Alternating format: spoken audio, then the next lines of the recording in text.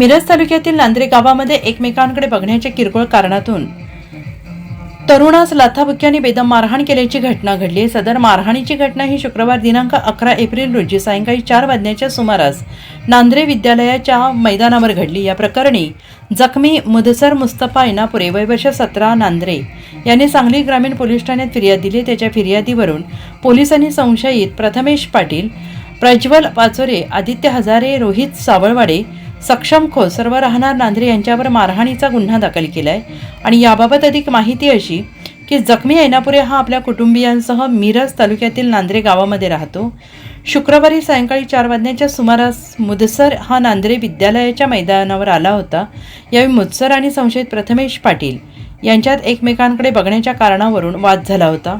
या पार्श्वभूमीवर संशयित 5 जणांनी मुदसर यास लाथाबुक्क्यांनी मारहाण केली. यावेळी प्रज्वल पाचोरे यांनी त्याच्या हातातील कड्याने त्यास मारले आणि निघून गेले.